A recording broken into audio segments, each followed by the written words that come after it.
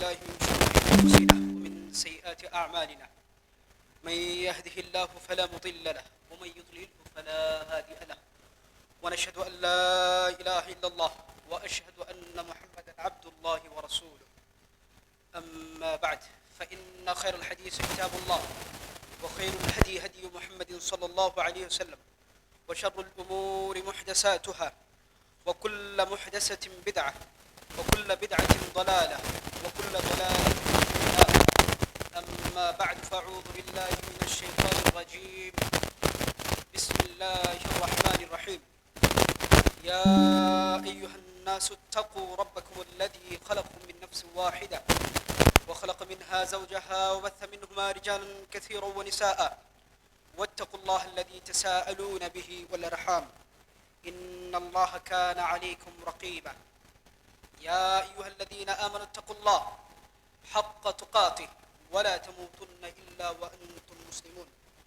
يا أيها الذين آمنوا قولوا قولا سديدا يصلح لكم أعمالكم ويغفر لكم ذنوبكم ومن يطع الله ورسوله فقد فاز فوزا عظيما. أما بعد وقوله تعالى في القرآن المجيد قل هل يستوي الذين يعلمون والذين لا يعلمون. وقال النبي الأمين صلى الله عليه وسلم طلب العلم فريضة على كل مسلم. وقال من سلك طريقا يلتمس فيه علما سهل الله له طريقا إلى الجنة. প্রশংসা জ্ঞাপন করছি মহান আল্লাহ রাব্বুল আলামিনের দরবারে, যার অশেষ শুকরিয়ায় অনুগ্রহে অনুকম্পায় আমরা সাপ্তাহিক ঈদের দিন, সাপ্তাহিক বারাকাময় দিন, গুরুত্বপূর্ণ দিন, শরীয়ত যেটাকে অত্যন্ত মর্যাদা দিয়েছে, যে দিনের ব্যাপারে শরীয়ত বলেছে এদিনে এমন একটি মুহূর্ত আছে যে মুহূর্তে দোয়া করলে আল্লাহ ওই বান্দার দোয়া কবুল করেন, যে দিনে পৃথিবীর বড় বড় কিছু সৃষ্টি করা হয়েছে, যে দিনে আসমান জমিনকে সৃষ্টি করা হয়, আবার এই দিনেই আসমান জমিনকে ধ্বংস করা হবে, অর্থাৎ কিয়ামত হবে। পবিত্র জুমার দিনে জুমার সবচেয়ে বড় ইবাদত জুমার খুতবা শ্রবণ করা এবং সালাত আদায় করা। এখানে উপস্থিত হওয়ার তৌফিক দিয়েছে, সেই জন্য রব্বুল আলামিনের দরবারে শুকরিয়া জ্ঞাপন করছি। সবাই বলে আলহামদুলিল্লাহ। দুরূদ ও সালাম বর্ষিত হোক পৃথিবীর শ্রেষ্ঠ আদর্শ, যার আদর্শকে প্রত্যেক মুসলিমের ভিতরে নারী পুরুষ উভয়ই আছেন, প্রত্যেক মুসলিম তার নিজ জীবনে বাস্তবায়ন করতে বাধ্য। সেই রাসূল কারীম সাল্লাল্লাহু আলাইহি ওয়াসাল্লামের উপর দুরূদ পাঠ করি, সবাই বলি সাল্লাল্লাহু আলাইহি ওয়াসাল্লাম। অতঃপর আজকের জুমায় আগত সম্মানিত মুসলিম বৃন্দ, খুতবার শুরুতেই একটি ভ্রান্তি নিরসন করে নিতে চাচ্ছি। আজকে 27শে সেপ্টেম্বর আমাদের এই চাঁদপুর মুসআব বিন উমাইর মসজিদ ও মাদ্রাসা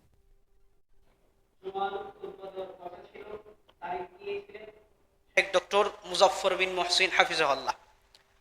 তিনি আমাদের কাছ থেকে তারিখ নেন। মানুষের প্রয়োজন, ব্যস্ততা থাকতেই পারে। আল্লাহ রাব্বুল আলামিন বলেছেন কদ্দারাল্লাহু মা শাআ, আল্লাহ যা ইচ্ছা করেন তাই হয়ে থাকেন। তো শাইখের জরুরি একটা ব্যস্ততা থাকার কারণে শাইখ আমাদেরকে এক সপ্তাহ আগেই জানিয়ে দেন তিনি আসতে পারবেন। এই প্রান্তিটি এই জন্য নিরসন করছি, কারণ অনেকেই কি করে এই স্বাভাবিক যে একটা ধারণা, সুধারণা রাখার উচিত, সেখান থেকে বের হয়ে যায়। ওনারা চিন্তা করেন যে খতিবের পোস্টার করা এক শাইখের, খুতবা দিচ্ছে অন্য শাইখের, এটা নিচু মানসিকতার পরিচয়। তারপরও যেহেতু এই ব্যাপারে কথা উঠতেছে, সেই কারণে আমরা ক্লিয়ার করার প্রয়োজন বোধ করলাম। শেখ অপরগত জানিয়েছেন। এর পরবর্তীতে বাংলাদেশের অন্যতম আলেমে দ্বীন শাইখুল হাদিস শ্রদ্ধেয় ওস্তাদ শেখ আবু আবদুল্লাহ মাসউদুল আলম আল উমরি হাফিজাহুল্লাহ, মাদ্রাসা দারুল হাদিস সালাফিয়া পাঁচরখি ২৫০০ নারায়ণগঞ্জের সম্মানিত প্রিন্সিপাল, তিনি খুতবা নিয়েছিলেন। তিনি গতকাল আসরের সময় জানিয়েছেন ওনারও জরুরি একটা মিটিং পড়ে গিয়েছে, যে কারণে তিনি আসতে পারেননি বা পারবেন না।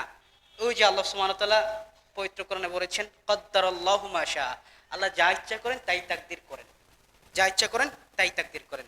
সম্মানিত উস্তাদের, আজকের জুমায় বিষয় ছিল হচ্ছে ইসলামী শিক্ষার গুরুত্ব। আমরা ইনশাআল্লাহ সেই বিষয়ের উপরেই আলোকপাত করার চেষ্টা করব। ওমা তৌফিকি ইল্লা বিল্লাহ। তাহলে আজকের আলোচ্য বিষয় কি? ইসলামী শিক্ষার গুরুত্ব। ইসলামী শিক্ষার গুরুত্ব বা প্রয়োজন কতটুকু, কতটুকু আপনার জীবনে প্রয়োজন, এটা বোঝার জন্য একটা সহজ কথাই যথেষ্ট। আপনি যদি আপনার ভিতরকার মুসলমানিত্ব টিকিয়ে রাখতে চান, ধরে রাখতে চান, আপনার আগত প্রজন্মকে মুসলমান হিসাবে দুনিয়াতে আনতে চান, তাকে মুসলিম হিসাবে বড় করতে চান, পরকালে আপনি নাজাত পেতে চান, জান্নাত পেতে চান, তাহলে আপনার জন্য ইসলামী শিক্ষায় শিক্ষিত হওয়াটা বাধ্যতামূলক, ফরজ। এটা আমরা আলোচনায় ক্লিয়ার করব ইনশাআল্লাহ। তো ইসলামী শিক্ষার গুরুত্ব কতটুকু, এই বিষয়টা জানার আগে আমরা একটু বোঝার চেষ্টা করব শিক্ষাটা কি, শিক্ষার সংজ্ঞা কি, এর তাৎপর্য কি। আমরা কয়েকটি শব্দের ব্যাখ্যা করব এখন, যে শব্দগুলো দ্বারা শিক্ষার অর্থ বোঝাই। শিক্ষা এর প্রতিশব্দ ইংরেজিতে হচ্ছে এডুকেশন। এডুকেশন শব্দের অবিধানিক অর্থ হচ্ছে প্রতিপালন করা, শিক্ষা দেওয়া, শিক্ষা। এডুকেট মানে হচ্ছে, যারা গবেষকগণ বলেছেন যে to bring up and instruct, যে প্রতিপালন করা, ভিত্তি তৈরি করা। পরে টু টিচ, শিক্ষা দেওয়া, টু ট্রেন, প্রস্তুতি করানো, এটা একটা অর্থ। আরেকজন বিজ্ঞানী বলছেন, জোসেফ টি শিপলি, তার বিখ্যাত ডিকশনারি অফ ওয়ার্ড অরিজিনস, সেখানে তিনি বলছেন এডুকেশন শব্দটা আসছে হচ্ছে ল্যাটিন শব্দ থেকে, যার প্রথম অংশ ছিল হচ্ছে এডেক্স। দুইটা শব্দের সমন্বয়ে এডুকেশন শব্দটা গঠিত হয়। প্রথম শব্দ ছিল হচ্ছে এডেক্স, দ্বিতীয় হচ্ছে ডাকার বা ডাক শব্দ। এই দুইটার অর্থ যথাক্রমে দ্বারাই হচ্ছে পথ প্রদর্শন করা, যথাক্রমে বের করা। তো এই যে এডুকেশন, এই শব্দের অর্থ থেকে আমরা বুঝতে পারি যে শিক্ষার অর্থটা একটা ভালো অর্থ, যেটা কি করে মানুষকে গড়ে তুলবে, মানুষের ভিত্তি তৈরি করবে। কোরআন এবং হাদিসে আরবি ভাষায় শিক্ষা শব্দটি ব্যাপক অর্থে ব্যবহৃত হয়েছে। সামষ্টিকভাবে সবচেয়ে বেশি 5টি অর্থে ব্যবহৃত হয়। কয়টি অর্থে?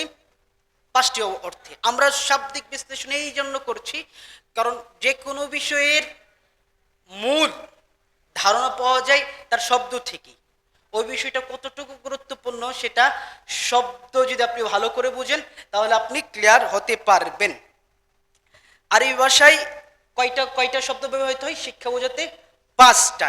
1 তারবিয়া, 2 আত-তালিম, 3 আত-তা'দিব, 4 তাদরিব, 5 তাদরিস। এই শব্দগুলোর অর্থ কি?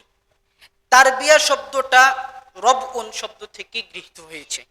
রব মানে কি? ইনক্রিজ, বৃদ্ধি করা।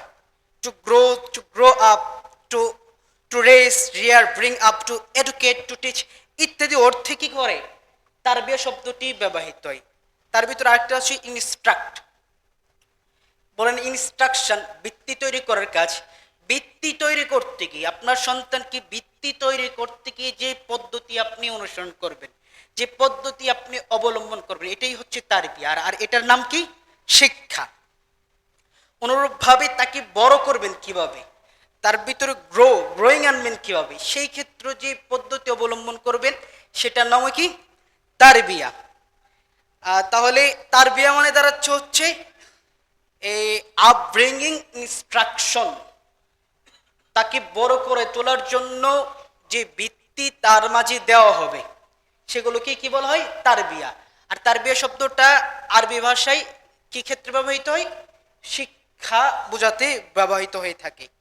2 তালিম। তালিম শব্দটি গঠিত হয়েছে ইলমুন শব্দ থেকে, এটি ব্যাপক শব্দ। এর অর্থ কি? এর অর্থ বিজ্ঞানী বের করেছে যে ইনফরমেশন, তথ্য দেওয়া। আপনি কাউকে যদি তথ্য দেন, যেই তথ্যে আপনার পারিপার্শ্বিক পরিবেশকে বড় করবেন, আপনার সন্তানকে বড় করবেন, সেটা ইলম। অ্যাডভাইস, উপদেশ দেওয়া, এটাও কি ইলম। ইনস্ট্রাকশন, ভিত্তিপ্রস্তর দাঁড় করানো, সেটাও কি ইলম। ডিরেকশন, দিক নির্দেশনা দেওয়া। টিচিং, শিক্ষা দেওয়া, যে ছাত্র শিক্ষক যে পদ্ধতি অবলম্বন করে টিচিং দেয়, এটাকেও কি বলা হচ্ছে? তালিম বলা হচ্ছে, ট্রেনিং। এরপরে স্কুলিং, এডুকেশন ইত্যাদি ইত্যাদি, সবগুলো কি তালিমের অন্তর্ভুক্ত। এই সবগুলো আমি নিজ থেকে বলছি না, এগুলো গবেষকগণ কি ডিকশনারিতে উল্লেখ করেছেন। 3 নাম্বার, কোরআন হাদিস এবং আরবি ভাষায় শিক্ষা বলতে যে শব্দটি ব্যবহৃত হয় হচ্ছে তা'দিব। তা'দিব শব্দটি গঠিত হয়েছে আদব শব্দ থেকে। স্বাভাবিক সহজ ভাষায় আদব বলতে আমরা বুঝি ভদ্রতা। ঠিক এই কথাগুলোই গবেষকগণ তুলে এনেছেন যে আদব অর্থ হচ্ছে কালচার। কালচার অর্থ আমরা জানি সভ্যতা, সংস্কৃতি, স্বকীয়তা। একটা সন্তানকে কোন সভ্যতে আপনি বড় করে তুলবেন, কোন সংস্কৃতি তার ভিতরে দিবেন, এটার নাম কি? আদব। আদব শব্দের ব্যাপকতা দেখেন। এরপরে তার নিজের মাঝে যে মুসলিম সভ্যতা সংস্কৃতি যে ধরে রাখতে হবে, এটাকেও কি বলছে? তা'দিব বলছে। এরপরে বলছে রিফাইনমেন্ট। রিফাইনমেন্ট এটাকে বলে পরিমার্জন করা। সে আপনার ধরেন এই জমা মসজিদে নাকে শ্লেষ্মা নিয়ে আপনার সন্তান চলে আসছে, এটা কিন্তু আদব হলো না। আপনি তাকে একটু পরিমার্জন করে দেন, নিজে মুছে দেন, শ্লেষ্মাটা মুছে দেন, তারপরে পাঠান। কেউ ধরুন চিন্তা করুন যে তার পাঞ্জাবের নিচে বা জুব্বার পিছনে আস্তে বড় গোবর লেগে আছে, হ্যাঁ, এটা নিয়ে চলে আসছে, এটাও কি আদবের খেলাফ। আর আদবটা ব্যবহার হয় ইসলামে শিক্ষার অর্থে। রিফাইনমেন্ট, পরিমার্জন করে নেবেন। গুড ব্রিডিং, ভালো করে বড় করা, ভালো প্রজনন তৈরি করা। এরপরে গুড ম্যানার্স, সোশ্যাল গ্রেসেস, সামাজিক দায়িত্ববোধ তৈরি করা, এটাও কি আদবের অন্তর্ভুক্ত। সামাজিকভাবে মূল্যবোধ শেখানো, সমাজে কে দরিদ্র আছে, কে সুস্থ আছে, কার কি প্রয়োজন, এই চিন্তাগুলোও দেওয়া, এটা আদব। এবং এটা ইসলামের ভাষায় শিক্ষা হিসাবে ব্যবহৃত হয়ে থাকে। অনুরূপ হচ্ছে ডেকোরাম, সজ্জিত করা। আপনার সন্তান বা আপনার পরিবেশ বা আপনার নিজেকে আপনি কিভাবে সজ্জিত রাখবেন, এটা আদবের অন্তর্ভুক্ত। আর আদবটা শিক্ষা থেকে, শিক্ষা অর্থে আরবি ভাষায় ব্যবহৃত হয়। এক কথায় সহজে যেটাকে আমরা বলতে পারি ডিসিপ্লিন, নিয়ম শৃঙ্খলা, এটা আদবের অন্তর্ভুক্ত। এটা হলো 3টা অর্থে। কোরআন হাদিস এবং আরবি ভাষায় শিক্ষার কয়টা অর্থ ব্যবহৃত হয় বলেছিলাম আমরা? 5টা। কথা বলতে পারবেন, খতিবের সাথে শ্রোতাদের কথা বলা যায়, পরস্পর কথা বলা হারাম, তবে খতিবের সাথে শ্রোতাদের কথা বলা যায়। প্রশ্ন করলে উত্তর দেওয়ার চেষ্টা করবেন ইনশাআল্লাহ। 4 নম্বর হচ্ছে শিক্ষা আরবিতে যেটা ব্যবহার হয় তাদরিব। তাদরিব মানে কি? হ্যাবিটেশন, অভ্যস্ততা করানো। এরপরে practice, drill, schooling, training, coaching, tutoring, এগুলো হচ্ছে তাদরিব। অর্থাৎ কি? প্রশিক্ষণ প্রাপ্ত করে বড় করে তোলা। তার ভিতরে কোনো জিনিস নেই আপনার সন্তানের ভিতরে, তাকে আপনি ট্রেনিং করাবেন না, তাকে আপনি কোচিং করাবেন, স্কুলিং করাবেন, পাঠপঠন ইত্যাদির মাধ্যমে কি করাবেন? বড় করে তুলবেন। এটাকেও কি বলা হচ্ছে? শিক্ষা। 5 তাদরিস। তাদরিস শব্দটা গঠিত হয়েছে দার্স শব্দ থেকে। তাদরিস মানে কি? টু স্টাডি, পড়াশোনা করা, টু লার্ন, নিজে শেখা, টু টিচ, শিক্ষা দেওয়া, টু ইনস্ট্রাক্ট, ভিত্তি করে তোলা ইত্যাদি অর্থে ব্যবহৃত হচ্ছে। অর্থাৎ যে স্কুলিং যে সিস্টেমটা আর কি, একাডেমিক যে সিস্টেমটা, আপনি আপনার সন্তানকে একটা প্রতিষ্ঠানে পাঠান, প্রতিষ্ঠানে যাওয়ার পরে তাকে বাড়ির কাজ দিয়ে, পড়াশোনা দিয়ে ইত্যাদি ইত্যাদি কাজ যে পদ্ধতি অবলম্বন করে, এটাকে কি বলছে আরবিতে? পড়াশোনা বা শিক্ষার অর্থ বোঝাচ্ছে। একটু খেয়াল করুন, আমি এই শাব্দিক বিশ্লেষণটা এই জন্য করলাম যে আরবি ভাষায় কোরআন এবং সুন্নাহয় যে শিক্ষা বা ইলমটাকে যতটা ব্যাপকভাবে দেখেছে, অন্য সাধারণ ভাষায় শিক্ষাটাকে ঠিক ওই রকম ব্যাপকভাবে তুলে ধরে নি বা নাই। আপনি যদি খেয়াল করুন 5টা শব্দে একটা মুসলিম জীবনের সব কিছু এর ভিতরে অন্তর্ভুক্ত। অর্থাৎ আপনি যদি দুনিয়ায় সফল হতে চান, তাহলে আপনাকে শিক্ষায় শিক্ষিত হতে হবে। পরকালে সফল হতে চান তাহলে আপনাকে কি হতে হবে? শিক্ষায় শিক্ষিত হতেই হবে। আর সেটা অবশ্যই কি কোরআন হাদিসে যে শিক্ষার অর্থ ব্যবহার করা হয়েছে, যে শব্দ প্রয়োগ করা হয়েছে সেটা অনুযায়ী। শিক্ষার উদ্দেশ্য কি? শিক্ষা কেন শিখবেন? ইমাম শাফি রাহিমাহুল্লাহ যে কথা বলেছেন, ইমাম শাফি রাহিমাহুল্লাহকে তো আমরা সবাই চিনি, চার ইমামের বিখ্যাত একজন ইমাম, ইমাম শাফি রাহিমাহুল্লাহ তিনি বলছেন শিক্ষার উদ্দেশ্য কি হবে? ওয়ামাল ইলমু ইল্লাল আমালু বিহি ওয়াল আমালু বিহি তারকুল আজিলি লিল আজিল। ইলম বা শিক্ষাটা হচ্ছে আমলের নাম। আপনি যা শিখবেন সেটা বাস্তবায়ন করবেন। যদি জাগতিক শিক্ষাও শিখেন সেটা প্র্যাকটিসিংয়ে আসবেন, বাস্তবায়ন করবেন। আপনি ইঞ্জিনিয়ারিং হয়েছেন, আপনি আর ইঞ্জিনিয়ারিং চাকরি পদে ঢুকলেন না, কোনো গবেষণায় ঢুকলেন না, তাহলে আপনার ইলমের সেই দাম থাকলো না। আপনি ইলম করছেন, কোরআন হাদিস জানছেন, শিখছেন, সালাতের হাকাম জানছেন, সালাত পড়া ফরজ জানছেন, ইত্যাদি যত বিধিবিধান আছে আপনি জানছেন, কিন্তু আপনি আমল করছেন না, এটা তাহলে শিক্ষার উদ্দেশ্য হলো না। ইমাম শাফি কি বলছেন? ইলম হচ্ছে আমলের নাম। আর আমলটা কি? আর আমল হলো স্থায়ী জগতের স্বার্থে ক্ষণস্থায়ী জগৎকে পরিহার করা। স্থায়ী জগৎ কি? মুসলিমদের স্থায়ী জগৎ কি? পরকাল, আখিরা।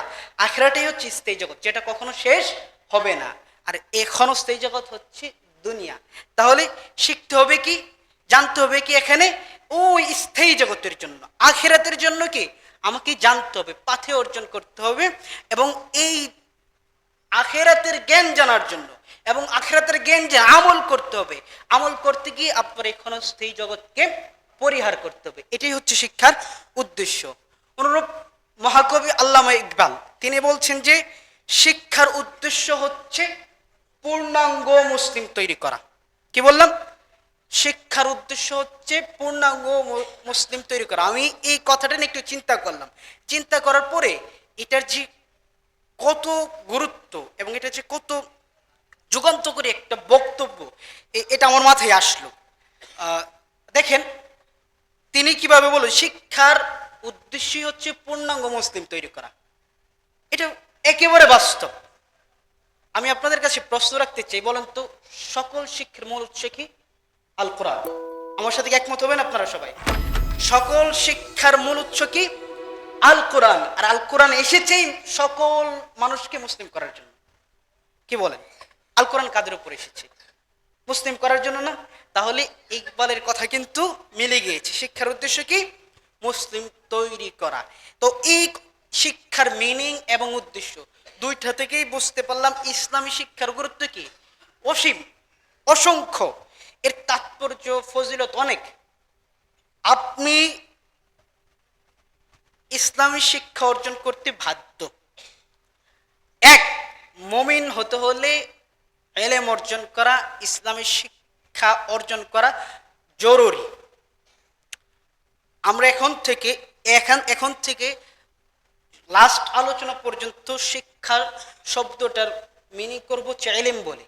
যত জায়গায় আমরা ইলম বলবো সব জায়গায় আপনি কি ধরে নেবেন? এটা শিক্ষা। কারণ ইলমের অর্থ কি? শিক্ষা আমরা জেনেছিলাম। এক নাম্বার কি, মুমিন হতে হলে ইলম জরুরি। আমরা অনেকেই ধারণা করি ইলম অর্জন করাটা হয়তো একটা ফজিলতের কাজ, ভালো কাজ, কিন্তু না, ইলম অর্জন করাটা বাধ্যতামূলক। অবশ্যই অবশ্যই বাধ্যতামূলক। কারণ একজন মুসলিম তার মুসলমানিত্ব টিকিয়ে রাখে তার তাওহীদের বিশ্বাসের মাধ্যমে এবং ইসলামের উপরে চলার মাধ্যমে। আর তাওহীদের মূল বাণী কি? আশহাদু আল্লা ইলাহা ইল্লাল্লাহ, আমি সাক্ষ্য দিচ্ছি যে আল্লাহ ছাড়া আর কোনো ইলাহ নেই। ওয়া আশহাদু আন্না মুহাম্মাদান রাসূলুল্লাহ, এবং মুহাম্মদ সাল্লাল্লাহু আলাইহি ওয়াসাল্লাম আল্লাহর রাসূল। এই যে সাক্ষ্যবাণী, এই সাক্ষ্যবাণী আপনি জানবেন কিভাবে? এই সাক্ষ্যবাণীর আপনি মর্ম বুঝবেন কিভাবে? ইলম অর্জন করে।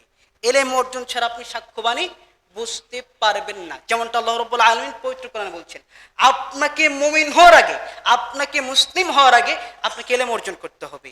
পবিত্র আল কোরআন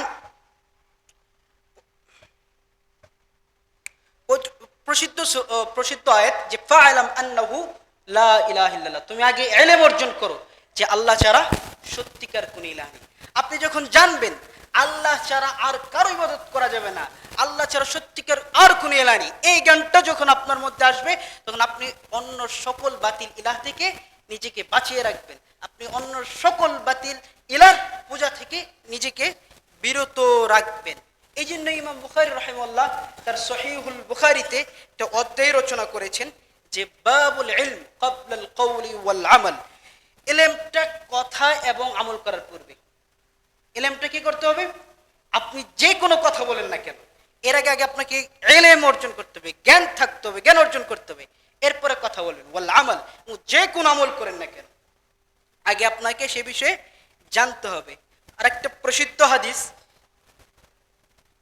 যেটা আনাস ইবনে মালিক রাদিয়াল্লাহু তাআলা আনহু বর্ণনা করেন, আল্লাহ রাসূল সাল্লাল্লাহু আলাইহি ওয়াসাল্লাম বলেছেন, তালাবুল ইলমি ফরিদাতুন আলা কুল্লি মুসলিম, যে মুসলমানদের উপর ইলম অর্জন করা ফরজ। আর সেই ইলমটা কি? শরীয় ইলম। তাহলে আমরা এখানে যারা আছি প্রত্যেক মুসলিমদের কি ইলম অর্জন করতে আমরা বাধ্য। মুসলমান থাকতে হলে, নিজের মুসলমানিত্ব ধরে রাখতে হলে আপনাকে ইলম অর্জন করতে হবে। মনে রাখবেন, মুসলমানিত্বটা পৈতৃক সূত্রে প্রাপ্ত কোনো বিষয় না, এটাকে টিকিয়ে রাখতে হয়। এটাকে কি করতে হয়? টিকিয়ে রাখতে হয়, এটাকে ধরে রাখতে হয়। ধরে রাখতে হবে কিসের মাধ্যমে? এক, ইলম অর্জনের মাধ্যমে, দ্বিতীয়ত হচ্ছে আমল করার মাধ্যমে। দুই, ইলম জ্ঞান বান্দার প্রতি আল্লাহর প্রথম উপহার। প্রথম উপহার আল্লাহ সুবহানাহু ওয়া তাআলা এই যে মানুষ সৃষ্টি করেছেন, এরপরে সর্বপ্রথম বান্দাকে কি দিয়েছেন? ইলম দিয়েছেন, জ্ঞান দিয়েছেন। আর এর মাধ্যমে কি বান্দাকে শ্রেষ্ঠত্ব করেছেন। আল্লাহ সুবহানাহু ওয়া তাআলা আমাদেরকে অনেক নিয়ামত দিয়েছেন, অসংখ্য নিয়ামত রাজি দিয়েছেন। আপনি একটু চিন্তা করুন, আপনি না চাইতেও আপনার মাঝে কোটি কোটি টাকার সম্পদ দিয়ে রেখেছেন আল্লাহ। মেধার কথা বাদ দিলাম, আপনার দুই চক্ষু, দুই হাত পা, হার্টবিট, এই যে এই বিষয়গুলো আপনি বলেন তো দেখি, এখানে যারা আছেন সম্পদশালী, যাদের টাকা পয়সা আছে, আপনাকে যদি কোনো ভাই বলে যে 1 কোটি টাকা দিব তোমার দুইটা চক্ষু দিয়ে দাও আমাকে, আপনি কি দিয়ে দিবেন?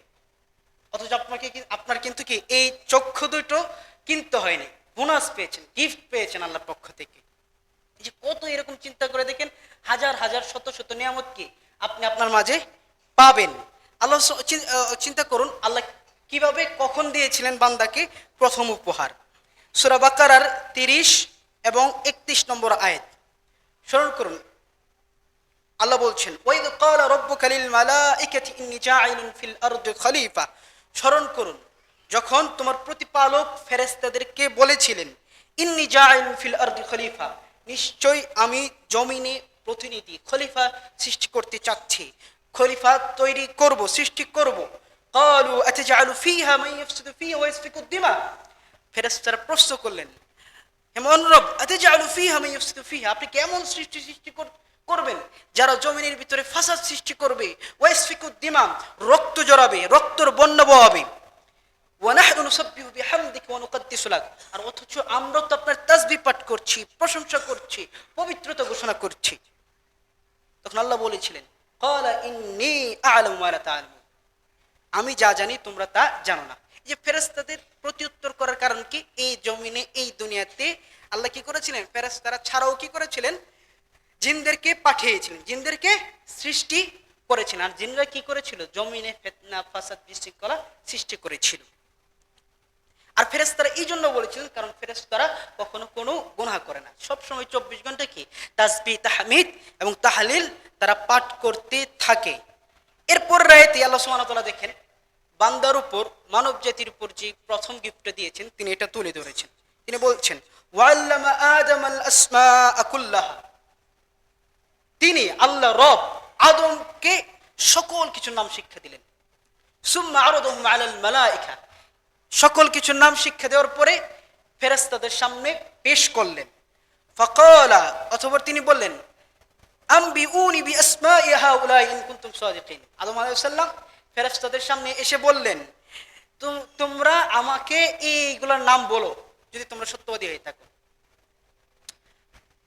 ফেরেশতারা তাজ্জিব বনে গেল, তারা নাম বলতে পারলো না। তাহলে দেখেন তো ফেরেশতাদের উপর শ্রেষ্ঠত্বটা কিসের? ওয়া আল্লামা, এলেম দিয়েছেন আল্লাহ। এই এলেম হচ্ছে কি আল্লাহর প্রথম উপহার, জ্ঞান দেওয়া বান্দার উপর, মানুষের উপর, আদি পিতা আদম আলাইহিস সালামের উপর, এবং এর মাধ্যমে কি করেছেন? শ্রেষ্ঠত্ব দিয়েছেন। শুধু এলেম নয়, আল্লাহ আমাদের উপর অসংখ্য অনুগ্রহ করেছেন।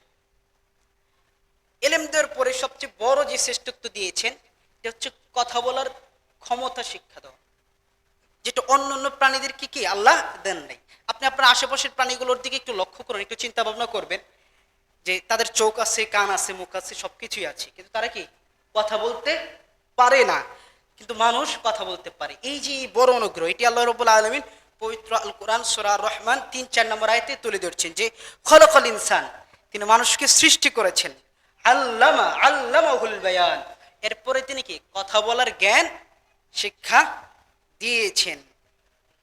এগুলা আলোচনা করছি ইসলামী শিক্ষার গুরুত্ব বোঝানোর জন্য, এলেম অর্জনের গুরুত্ব বোঝানোর জন্য, এটা খেয়াল রাখবেন। 3 নম্বর পয়েন্ট, কোরআনের প্রথম আদেশই হচ্ছে পড়ো, তুমি এলেম অর্জন করো, শিখো। আদম থেকে সকল নবী চলে গেছে, এরপরে মুহাম্মদ সাল্লাল্লাহু আলাইহি ওয়াসাল্লাম, আমাদের এই মুসলিম ধারা শুরু হলো। এখানের প্রথম আদেশ কি? তুমি এলেম অর্জন করো, পড়ো। তাহলে মুসলমানিত্ব, মুসলমানের নিজস্ব সক্রিয়তা ধরে রাখার জন্য কি করতে হবে? আপনাকে এলেম অর্জন করতে হবে। পবিত্র আল কোরআন সূরা ইকরা আল্লাহ বলছেন ইকরা বিসমি রাব্বিকাল্লাযী খালাক, তুমি পড়ো তোমার ওই প্রভুর নামে যিনি তোমাকে সৃষ্টি করেছেন। খালাকাল ইনসানা মিন আলাক, তিনি মানুষকে সৃষ্টি করেছেন রক্তপিণ্ড থেকে। আশা করেছি বুঝতে পেরেছেন যে ইলম, জ্ঞান, শিক্ষা আপনার মর্যাদা বৃদ্ধির কারণ। আপনি যদি নিজেকে মর্যাদাবান করতে চান পরকালে এবং দুনিয়াতে, তাহলে আপনাকে ইলম অর্জন করতেই হবে। কারণ সাধারণ মুমিনের চেয়ে আল্লাহর কাছে একজন আলেম যিনি জ্ঞান শিখেছেন তিনি অনেক অনেক গুণ মর্যাদাবান। আল্লাহ রাব্বুল আলামিন তিনি নিজে বলছেন যে তিনি নিজে মর্যাদা বাড়িয়ে দেবেন আলেমদের, যারা এলেম অর্জন করে এলেম শিখে। আল্লাহ রাব্বুল আলামিন পবিত্র আল কোরআন সূরা মুজাদালা 11 নম্বর আয়াত তিনি বলছেন ইয়ারফাইল্লাহিল্লাযীনা আমানু মিনকুম ওয়াল্লাযীনা উতুল ইলমা দারাজাত ওয়াল্লাহু বিমা তা'মালুনা খাবীর। ইয়ারফাইল্লাহুল্লাযীনা আমানু মিনকুম, তোমাদের মধ্য থেকে যারা ঈমান এনেছে, ওয়াল্লাযীনা উতুল ইলম, এবং যাদেরকে জ্ঞান দান করা হয়েছে, আল্লাহ তাদের মর্যাদা দারাজাত স্তর বাড়িয়ে দিবেন। আল্লাহু বিমা তা'মালুনা খাবীর, এবং আল্লাহ সুবহানাহু ওয়া তাআলা সবকিছু জানেন, তোমরা যা কিছু করো সে সম্পর্কে। এতে একটু খেয়াল করুন, আল্লাহ কি বলেছেন? ইলমের জন্য মর্যাদা বাড়িয়ে দিবেন। এর আগে শর্ত কি করেছেন? আল্লাযীনা আমানু মিনকুম, তোমাদের মধ্য থেকে যে ঈমান এনেছে। তাহলে ঈমান ছাড়া ইলমের মূল্য নেই। আগে আল্লাহর প্রতি ঈমান আনতে হবে, তাহলেই আপনার মর্যাদা বাড়বে। এছাড়া আপনি যতই কি হয়ে যান না কেন, যত বড় ডাক্তার, ইঞ্জিনিয়ার, বিজনেসম্যান হয়ে যান না কেন, জাগতিক জ্ঞান অর্জন করে, দুনিয়াবী জ্ঞান অর্জন করে আপনি মর্যাদাবান হতে পারবেন না। এই জন্যই তো অনেক বড় বড় প্রফেসরদেরকে দেখবেন মানুষে কি বলে, এই ইত্যাদি উপাধি দেয়, লকব দেয়, আপনারা জেনেছেন। অনেক পণ্ডিতদেরকে বাংলাদেশের কি বলে, মুরগি চোরা বলে, আর ইত্যাদি কথা বলে, টুনটুনি কাকু বলে, ইত্যাদি অনেক কথাই বলে থাকে। অনলাইনে এগুলো কি বেশি বেড়ায়। এই যে আল্লাহ সুবহানাহু ওয়া তাআলা আলেমদের মর্যাদা বাড়িয়ে দেন, এ ব্যাপারে ইবনে আব্বাস রাদিয়াল্লাহু তাআলা আনহুমা রাইসুল মুফাসসিরিন, বিখ্যাত একজন সাহাবী, তিনি কি বলছেন যে সাধারণ মুমিনের চেয়ে আলেমের মর্যাদা 700 গুণ বেশি, এবং প্রতিটি মর্যাদার মধ্যে দূরত্ব 500 বছরের সমান। একটু চিন্তা করেছেন? একজন সাধারণ মানুষের চাইতে আলেমের মর্যাদা, যিনি শরীয় ইলম অর্জন করেন, তার মর্যাদা কত বেশি? 700 গুণ। আর এক একটা গুণের তফাৎ কি 500 বছর সমান দূরত্ব। সুবহানাল্লাহ। তাহলে ইলম অর্জন করতে হবে কিনা? ইলম অর্জনের বয়স যায়নি। এখন পণ করেন, এখনো নিয়ত করেন, এখানে যারা আছেন আপনি ইলম অর্জন করবেন। সেই ব্যবস্থা ইনশাআল্লাহ আমাদের মুসাম কমপ্লেক্স আপনাদের জন্য রাখবে। আপনি একটু সাহস করে আগান না, আল্লাহ দেখবেন সহজ করে দিয়েছে। আপনাকে ইলম অর্জন করতে হবে, তা না হলে এই মর্যাদা পাবেন না। যারা ইলম অর্জন থেকে পিছিয়ে গিয়েছেন, দূরে সরে আছেন, আপনি আপনার সাধ্য অনুযায়ী শিখবেন। এখন আপনার আগত প্রজন্ম, যেটা আমরা ইয়ে করেছি, একটু যেটা বলেছিলাম, আপনার প্রজনন, ভালো প্রজনন তৈরি করে, গুড গ্রেডিং যেটা বলা হয়েছিল, আমরা এডুকেটেড মিনিংয়ে জেনেছিলাম যে ভালো প্রজনন তৈরি করা, প্রজনন তৈরি করতে হলে কি আপনার সন্তানকে, আপনার অধীনস্থ যারা আছে, আল্লাহর আমানত যারা আপনার মাঝে আছে, তাদেরকে কি ইসলামী শিক্ষায় শিক্ষিত করতে হবে। আর ইসলামী শিক্ষায় শিক্ষিত করতে হলে কি করতে হবে আপনাকে? অবশ্যই অবশ্যই মাদ্রাসায় শিক্ষায় শিক্ষিত করতে হবে। কারণ মাদ্রাসার কারিকুলাম সিলেবাসটাই কি ইসলামী শিক্ষা দ্বারা সাজানো, এছাড়া বাহিরে আপনার কি নাই। আপনি দেখেন না জাগতিক স্কুল, কলেজ, ভার্সিটি একদম শুরু থেকে শেষ পর্যন্ত একটা কায়দা নেই, কোরআনের আলিফ শিক্ষাটা নেই, তাহলে আপনি কোন শিক্ষায় শিক্ষিত করবেন? আপনাকে আপনার নিজেরও কি মাদ্রাসার শিক্ষায় শিক্ষিত হতে হবে, আপনার প্রজন্ম, আপনার সন্তান সন্ততিদেরকে কি মাদ্রাসায় শিক্ষা করাতে আপনি বাধ্য। এখানে আরেকটা কথা বলেনি, বলেন মাদ্রাসা শিক্ষাটি বাধ্য। আপনি মাদ্রাসায় না পড়ালে মাদ্রাসার যে সিলেবাস, যে জ্ঞান, কোরআন হাদিস শিক্ষা, এটা আপনি ব্যক্তিগতভাবে আপনার সন্তানকে শেখাতে হবে, এটা আপনার জন্য বাধ্য। কারণ আল্লাহ আপনাকে আমানত দিয়েছেন, এই আমানতের যদি আপনি যত্ন না নেন, এই আমানতের যদি ভালো করে আপনি আমানতদারিত্ব পালন না করতে পারেন, তাহলে পরকালে আপনার জবাবদিহিতা করতে হবে, অবশ্যই অবশ্যই করতে হবে। ইলমের মর্যাদা এত বেশি, দেখেন ইলমের মর্যাদা অনেক বেশি হওয়ার কারণে আল্লাহ সুবহানাহু ওয়া তাআলা আলেমের নাম, ইলম অর্জনকারীর নাম আল্লাহ তাআলার নিজের সাথে উল্লেখ করেছেন। আল্লাহ রাব্বুল আলামিন পবিত্র আল কোরআন সূরা আল ইমরান 18 নম্বর আয়াতে তিনি উল্লেখ করছেন যে শাহিদাল্লাহু আন্নাহু লা ইলাহা ইল্লাহু, আল্লাহ নিজে সাক্ষ্য দিচ্ছেন আল্লাহ ছাড়া আর কোনো ইলাহ নেই। একটু খেয়াল করুন, শাহিদাল্লাহু আন্নাহু লা ইলাহা ইল্লাল্লাহ, আল্লাহ নিজে সাক্ষ্য দিচ্ছেন আল্লাহ ছাড়া আর কোনো ইলাহ নেই। ওয়াল মালায়েকা, এবং ফেরেশতারা সাক্ষ্য দিচ্ছেন আল্লাহ ছাড়া আর কোনো ইলাহ নেই। ওয়া উলুল ইলম, এবং যারা ইলমওয়ালা, যারা জ্ঞানবান, তারাও সাক্ষ্য দিচ্ছেন আল্লাহ ছাড়া আর কোনো ইলাহ নেই। এখানে একই আয়াতে একই লাইনে আল্লাহ তার নিজের সাথে ফেরেশতা এবং আলেমদেরকে তুলে ধরেছেন। এটা নিঃসন্দেহে আলেমের মর্যাদার কারণ। এবং ইলম জাহিলি যুগে যখন এবং প্রত্যেক যুগে যুগে যখন সাধারণ মানুষরা নবীকে অস্বীকার করত, তখন আল্লাহ সুবহানাহু ওয়া তাআলা বলেছেন আলেম যারা জ্ঞানী তারাই কি নবুয়তের সাক্ষীদাতা হিসাবে যথেষ্ট। যেমন পবিত্র আল কোরআন সূরা রাদ 43 নম্বর আয়াতে আল্লাহ বলছেন ওয়ায়াকুলুল্লাযীনা কাফারু লাস্তা মুরসালা, যখন কাফেররা বলেছিল লাস্তা মুরসালা, আমাদের কাছে কি কোনো রসুল আসে নাই, পর কিয়ামতেও বলবে যে আমাদের কাছে কোনো রসুল আসে নাই, যে কারণে আমরা কি বিভ্রান্ত হয়েছিলাম। কুল, আল্লাহ শিখিয়ে দিচ্ছেন হে নবী তুমি বলো কাফা বিল্লাহি শাহীদান বাইনি ওয়া বাইনাকুম ওয়া মান ইনদাহু ইলমুল কিতাব, কাফা বিল্লাহি শাহীদা, সাক্ষী হিসাবে আল্লাহর কাছে আমার এবং তোমাদের মধ্যে যথেষ্ট, এবং ওমান ইনদাহু ইলমুল কিতাব, এবং যাদের কাছে কিতাবের জ্ঞান আছে তারাই কি আমার এবং তোমাদের জন্য যথেষ্ট আল্লাহর কাছে সাক্ষী হিসাবে। মানে এটা আমি বুঝাতে চেয়েছি প্রত্যেক নবীগণের উপর যে নবুয়ত এসেছেন, নবুয়তের সাক্ষীদাতা হিসেবে আলেমগণ সাক্ষী দিলে যথেষ্ট হয়ে যাবে। সাধারণ দুনিয়ার সবকে দিতে হবে না, আল্লাহর দরবারে আল্লাহ সেটা নিয়ে নেবেন। ইলম অপার শক্তির রহস্য। ইলমের মধ্যে আল্লাহ সুবহানাহু ওয়া তাআলা অনেক বেশি শক্তি রেখেছেন, সেটা জাগতিক পরলৌকিক সব শক্তি আছে। আপনি একটু খেয়াল করুন সুলাইমান আলাইহিস সালামের কথা। সুলাইমান আলাইহিস সালাম যখন মনস্থির করেছিলেন যে রানী বিলকিসের সিংহাসন তার সামনে নিয়ে আসবেন, সুলাইমান আলাইহিস সালাম কি ছিলেন তখন শাম দেশে ছিলেন, আর রানী বিলকিস কোথায় ছিল? ইয়ামেনে। তখন তিনি তার সভাসদদের উদ্দেশ্যে বললেন যে রানী বিলকিসের সিংহাসন কে আমার কাছে সবচেয়ে দ্রুততম সময়ে এনে দিতে পারবা? সুলাইমান আলাইহিস সালাম আমরা জানি যে জিন এবং ইনসান সবার নবী ছিল। তখন ইফরিত নামক জিন, এটা কোরআনের কথা, আমি সংক্ষিপ্ত করছি কারণ আমার বিষয়গুলো অনেক সময় কম।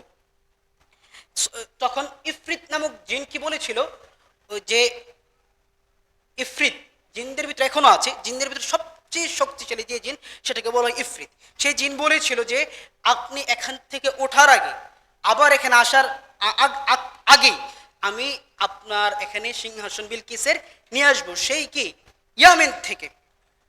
সুলাইমান আলাইহিস সালাম এটা শুনেও কি মনোপুত হলো না, তিনি বলেন আরো দ্রুত কে আনতে পারবা।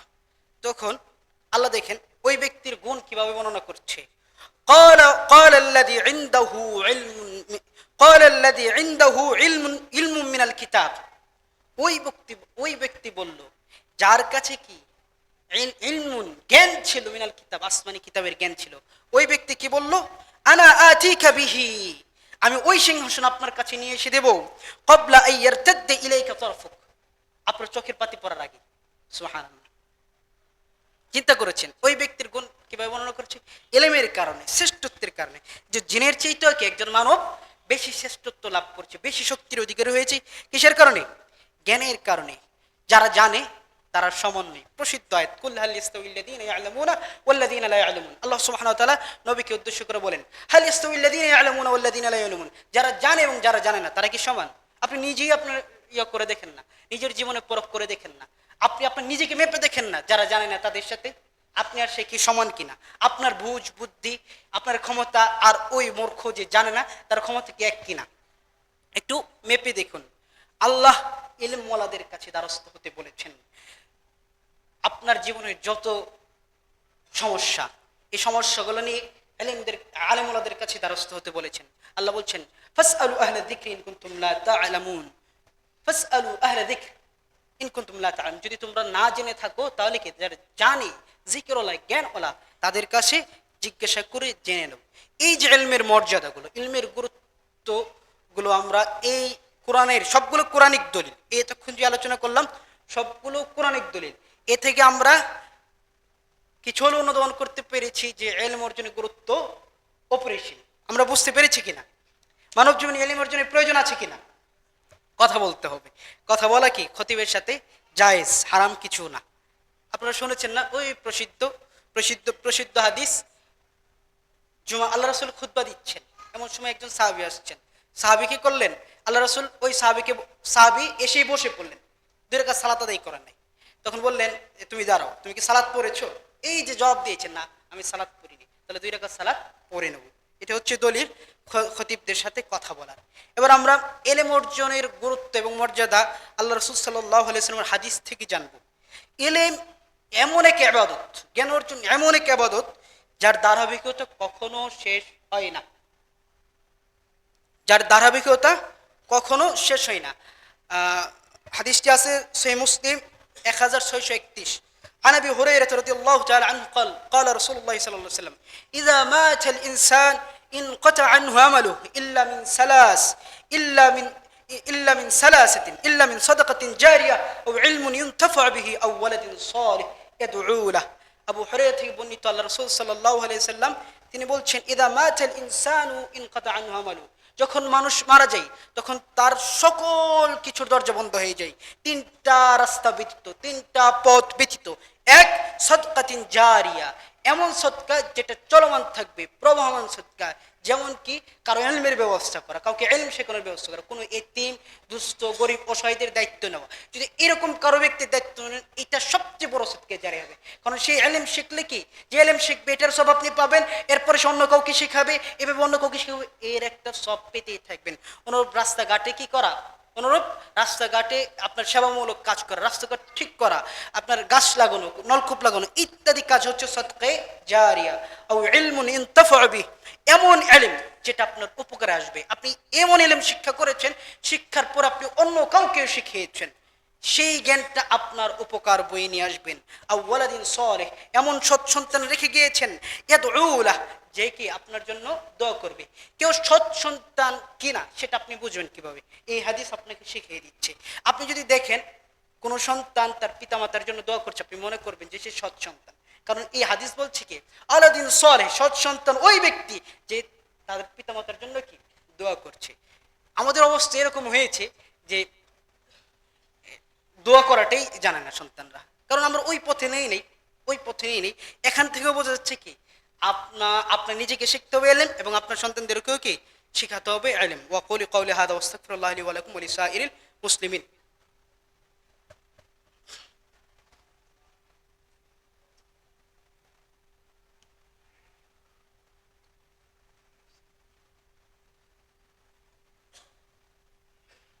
আলহামদুলিল্লাহ গাফিরিজ যামবি ওয়া কাবিলিত তাওবি ওয়াসসালাতু ওয়াসসালামু আলা খায়রিল বারিয়া মুহাম্মাদি ওয়া আলিহি আত-তাইয়িবিন আত-তাহিরিন। আমরা জানছিলাম এই ইসলামী শিক্ষার গুরুত্ব, ইলম অর্জনের মর্যাদা। রাসূল সাল্লাল্লাহু আলাইহি ওয়াসাল্লাম হাদিস থেকে অসংখ্য হাদিস আছে ইলম অর্জনের মর্যাদা নিয়ে। আরেকটা হাদিস বলে আমি শেষ করছি। ইলমের পথ পৃথিবীর সবচেয়ে মূল্যবান, দামি ও জান্নাতের পথ। পৃথিবীর সবচেয়ে মূল্যবান পথ কি? ইলম অর্জনের পথ। যে পথে চড়ে গিয়ে আপনি কি ইলম শিখবেন, সে পথটা অনেক মূল্যবান, আপনার প্রতি কদমে কদমে আপনার জন্য নেকি লেখা হয়েছে। আবু হুরায়রা রাদিয়াল্লাহু তাআলা আনহু থেকে বর্ণিত, আল্লাহ রাসূল সাল্লাল্লাহু আলাইহি ওয়াসাল্লাম বলছেন যে মান সালাকা তরিকান ইলতামিসু ফিহি ইলমান সাহালাল্লাহু লাহু বিহি তরিকান ইলাল জান্নাহ, যে ব্যক্তি ইলম অর্জনের জন্য রাস্তা চলে, আল্লাহ সুবহানাহু ওয়া তাআলা ওই ব্যক্তির জন্য তার জান্নাতের রাস্তাকে সহজ করে দিবেন। সুবহানাল্লাহ। আপনি জান্নাতে যেতে চান, আপনার জান্নাতের পথ সহজ হোক, তাহলে আপনাকে ইলম অর্জন করতে হবে। কোরআন ও ইলমের মজলিস আল্লাহ তাআলার রহমত অবতীর্ণ হওয়ার মজলিস। এই হাদিসের এই পর অংশ আছে ওমাজতামা কওমুন ফি বাইতিন মিন বুয়ুতিল্লাহ। আমি একটু দ্রুত বলবো, একটু খেয়াল করবেন। ওমাজতামা কওমুন ফি বাইতিন মিন বুয়ুতিল্লাহ ইয়াতলুনা কিতাবাল্লাহ ওয়া ইয়াতাদারাসুনাহু বাইনাহুম ইল্লা নাযালাত আলাইহিমুস সাকিনাহ গাশিয়াতহুমুর রাহমাহ ওয়া খাফফাতহুমুল মালায়েকা ওয়া যাকারাহুমুল্লাহু ফি মান ইনদাহ। যে সম্প্রদায় আল্লাহর ঘর সময়ের মধ্যে থেকে কোনো ঘরে বসে, এই ধরেন যে এখন এসে বসেছেন, বা জুমার সালাতের পরে হালাকায় বসেন, বা কোনো ওয়াজ মাহফিল শুনতে চান, এরকম কোনো মজলিসে বসে কি করেন? ইয়াতলুনা কিতাবাল্লাহ, আল্লাহর কিতাব তেলাওয়াত করেন, ওয়া ইয়াতাদারাসুনাহু বাইনাহুম, এবং পরস্পর কি জ্ঞান বিষয়ে আলোচনা করেন, পড়াশোনা করেন। ইল্লা নাযালাত আলাইহিমুস সাকিনা, এই সব কাজ করলে আল্লাহর পক্ষ থেকে আপনার উপর কি সাকিনা, শান্তি বর্ষণ হবে। ওয়া গাশিয়াতহুমুর রাহমা, এবং রহমত আপনাকে ঢেকে নেবে। ও হাফফাতহুমুল মালায়েকা, এবং ফেরেশতারা কি করবে? আপনাকে বেষ্টন করে নেবে। ওয়া যাকারাহুমুল্লাহু ফি মান ইনদাহ, এবং আপনার নাম, সবচেয়ে বড় ফজিলত, আপনার নাম আল্লাহর কাছে ফেরেশতারা উল্লেখ করবে। সুবহানাল্লাহ। দেখেন তো, একটু চিন্তা করে দেখেন, এখানে যারা আছেন তার কারো নাম কে চায় না প্রাইম মিনিস্টার বর্তমান যে ডক্টর ইউনূস সাহেবের কাছে উপস্থাপিত হোক? সবাই খুশি হবে। এটার চেয়ে বড় যদি আরো বলি যে আমেরিকার প্রেসিডেন্ট যিনি আছে তার কাছে উপস্থাপিত হোক, তো অনেকেই চাইবে, চাইবে না? কেন, কে আছে এমন যে চাইবে না? কিন্তু এই সহজ কয়েকটা কাজ করলে কি আল্লাহর কাছে আপনার নাম উপস্থাপন করে ফেরেশতারা নিষ্পাপ। সুবহানাল্লাহ। অসংখ্য অসংখ্য। সর্বশেষ, যারা ইলম অর্জন করে, ইলম অর্জনকারীদের মর্যাদা এত বেশি, যাদের মর্যাদায় ফেরেশতারা, নিষ্পাপ নিষ্কলুষ ফেরেশতারা তাদের পায়ের নিচে কি করে? তাদের ডানা বিছিয়ে রাখে। আল্লাহ রাসূল সাল্লাল্লাহু আলাইহি ওয়াসাল্লামের সহিহ হাদিস। শুধু তাই নয়, ডানা বিছিয়ে রাখে না, সমুদ্রের মাছ, জমিনের গাছপালা, আসমান ও জমিনে যা কিছু আছে সবাই তাদের জন্য কি দোয়া করতে থাকে, ক্ষমা প্রার্থনা করে থাকে। যেমনটা আল্লাহ রাসূল সাল্লাল্লাহু আলাইহি ওয়াসাল্লাম বলছেন, মান সালাকা তরিকান ইয়ালতামিসু ফিহি ইলমান সাহালাল্লাহু লাহু তরিকান ইলাল জান্নাহ ওয়া ইন্নাল মালায়েকাতা লা তাদউ আজনিহাতাহা রিদা লিতালিবিল ইলম وإن طالب العلم يستغفر له من في السماء والأرض حتى الحيتان في الماء. سبحان الله. সমুদ্রের মাঝ পর্যন্ত ইলম অর্জনকারীদের জন্য কি করে থাকে? দোয়া করে থাকে। যারা নিষ্পাপ নিষ্কলুষ সৃষ্টিজীব আপনার জন্য দোয়া করে, তার জন্য কি জান্নাত সহজ হবে না? কার জন্য জান্নাত সহজ হবে? অসংখ্য। আমরা এখন অল্প অল্প কিছু সময় নিব। আমাদের সালাফগণ ইলম অর্জনের ব্যাপারে কি বক্তব্য দিয়েছেন, তাদের ত্যাগ তিতিক্ষার কথাগুলো আমরা আলোচনা করতে পারবো না, যেহেতু সময় সংক্ষিপ্ত। আলী রাদিয়াল্লাহু তাআলা আনহু, বিখ্যাত ইমাম, তিনি বলছে যে কি আল আলিম আফদলু মিনাস সাইমিল কাইমিল মুজাহিদি। একজন আলেম হচ্ছে শ্রেষ্ঠ, একজন জ্ঞান অর্জনকারী হচ্ছে শ্রেষ্ঠ, অধিক শ্রেষ্ঠ, মিনাস সাইমি, রোজাদারের চাইতে, আল কাইমি, সারা রাত দাঁড়িয়ে সালাত আদায়কারীর চাইতে, আল মুজাহিদ, আল্লাহ রাস্তায় জিহাদ করার চাইতে। সুবহানাল্লাহ। ওয়াইদা মাতাল আলিম সালামুন ফিল ইসলামি সালমাতুন লা ইয়াসাদ্দুহা ইল্লা খালফা মিনহু। একজন আলিম যখন মারা যায় তখন ইসলামের ভিতরে একটা ছিদ্র তৈরি হয়, লা ইয়াসাদ্দুহা ইল্লা খালফা মিনহু, ওই ছিদ্রটা পরিপূর্ণ হয় না সে ছাড়া। চিন্তা করেছেন যে আলিমের মর্যাদা কত বেশি? তিনি বলেছেন, আর একটি চমৎকার কথা তিনি বলেছেন যে আল ইলমু খায়রুম মিনাল মাল, ইলম হচ্ছে সম্পদের চাইতে উত্তম। আল ইলমু ইয়াহরিসুকা ওয়া আনতা তাহরিসুল মাল, ইলম তোমাকে পাহারা দেয় আর মালকে তোমার পাহারা দিতে হয়। ইলম হাসিল হলে দুনিয়ার সবকিছুই হাসিল হয়। আমরা অনেকে বলি যে এই যে খয়রাতিপনা শিক্ষা ইত্যাদি আমরা নেগলেক্ট করে কথা বলি, এগুলো উচিত নেই, এগুলা কুফরি পর্যায়ে নিয়ে চলে যায়। ইলম যদি অর্জন করেন তাহলে সবকিছু হাসিল হবে। আব্দুল্লাহ ইবনে আব্বাস রাদিয়াল্লাহু তাআলা আনহু তিনি বলছেন যে খুইরা সুলাইমান ইবনে দাউদ আলাইহিমাস সালাম বাইনাল ইলম ওয়াল মাল। সুলাইমান ইবনে দাউদ, সুলাইমান আলাইহিস সালামকে কি করা হয়? ইখতিয়ার দেওয়া হয়, বেছে নেওয়ার জন্য দুইটা অপশন দেওয়া হয় যে আল ইলম মাল ওয়াল মুলক, তিনটা অপশন দেওয়া হয় সুলাইমান আলাইহিস সালামকে যে ইলম জ্ঞান, মাল সম্পদ, ওয়াল মুলক রাজত্ব, এই তিনটা থেকে কোনটা তুমি নিবা, যে কোনো একটা চুজ করতে পারবা। ফাখতার আল ইলম, সুলাইমান আলাইহিস সালাম ইলমটাকে বেছে নিয়েছিলেন। ফাআতাল মাল ওয়াল মুলক মাআহু, আল্লাহ সুবহানাহু ওয়া তাআলা এরপর ইলমের সাথে তাকে কি করেছেন, মাল এবং মুলক, সম্পদ এবং রাজত্ব দুইটাই কি দিয়ে দিয়েছেন। অসংখ্য অসংখ্য ফজিলত রয়েছে ইলম অর্জনের। সর্বশেষ আরেকটা উক্তি বলছি, ইমাম মালিক রাহিমাহুল্লাহ ইলম অর্জনের সবটা কত বেশি দেখেন। ইমাম মালিক রাহিমাহুল্লাহ মসজিদে বসে একবার দার্স দিচ্ছিলেন, এক মজলিসে বসে দার্স দিচ্ছিলেন। সেই সময় মুয়াজ্জিন আজান দেয়। কি করে? মুয়াজ্জিন আজান দেয়। আজান দিলে তখন তার ছাত্র কিতাবপত্র গুছিয়ে রেখে চলে নিচ্ছেন, আর কি চলে যেতে নিচ্ছেন। কিসের জন্য? ফরজের আগে নফল সালাত পড়ার জন্য।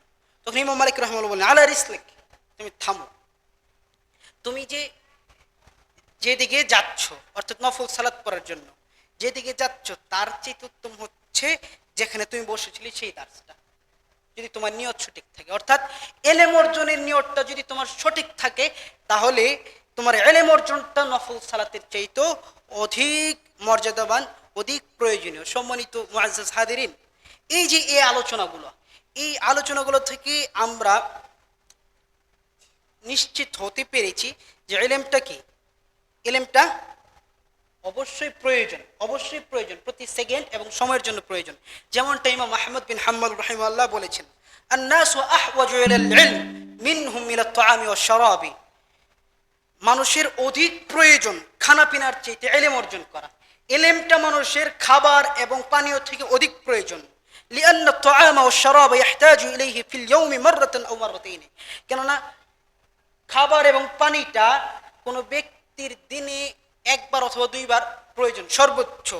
ওয়াল ইলমু ইয়াহতাজু ইলাইহি ফি কুল্লি ওয়াক্তিন, তো ইলমটা ব্যক্তির প্রতিটা সেকেন্ড, প্রতিটা সময়, প্রতিটা মুহূর্ত প্রয়োজন। ইলম ছাড়া আপনি চলতে পারবেন না।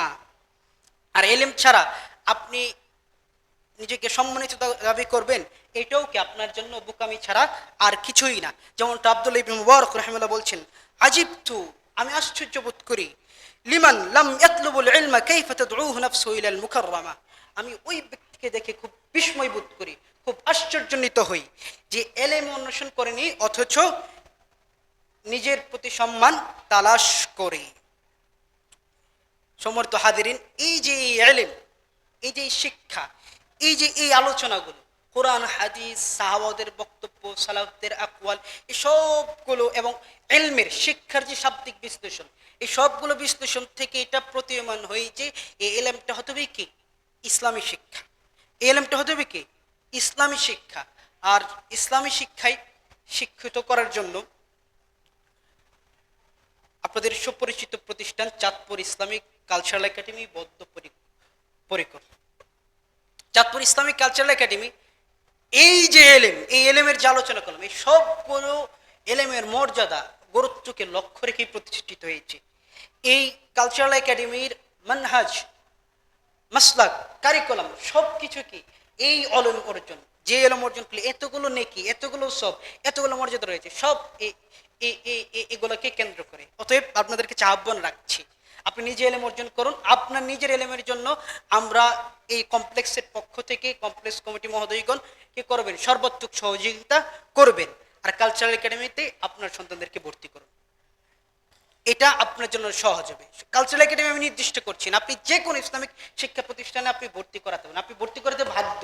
তাছাড়া আপনার সন্তান কি ইসলামী শিক্ষায় এই এলম অর্জনে শিক্ষিত হতে পারবে না। আর যদি এই এলম অর্জনে শিক্ষিত না হয় তাহলে সে তার নিজের মাঝে মুসলমানিত্ব ধরে রাখতে পারবেন না। চারিপাশে অনেক কথা আপনারা শুনেছেন। আল্লাহ সুবহানাহু ওয়া তাআলা আমাদেরকে সেই সমস্ত কথা থেকে হেফাজত করুক, বাঁচিয়ে রাখুক, আমিন। আল্লাহ সুবহানাহু ওয়া তাআলা যেন আমাদের এই ভাঙাচোরা আলোচনা থেকে যা শুনেছি সেগুলো আমল করার তৌফিক দান করেন, সবাই বলে আমিন। আমাদের ভিতরে যারা অসুস্থ আছে আল্লাহ সুবহানাহু ওয়া তাআলা যেন তাদেরকে সুস্থতা দান করেন। আমাদের ভিতরে যারা ঋণগ্রস্ত আছে আল্লাহ সুবহানাহু ওয়া তাআলা যেন আমাদের ঋণগ্রস্ততাকে মুছে দেন। আল্লাহ সুবহানাহু ওয়া তাআলা যেন আমাদেরকে ইলম অর্জন করার তৌফিক দান করেন। আল্লাহ সুবহানাহু ওয়া তাআলা যেন আমাদেরকে ঈমানের উপর রেখে, সঠিক ঈমানের উপর রেখে মৃত্যু দান করেন, আমিন। আসসালামু আলাইকুম ওয়া রাহমাতুল্লাহি ওয়া বারাকাতুহু। সালাতের জন্য সবাই দাঁড়িয়ে যান। আসসালামু আলাইকুম।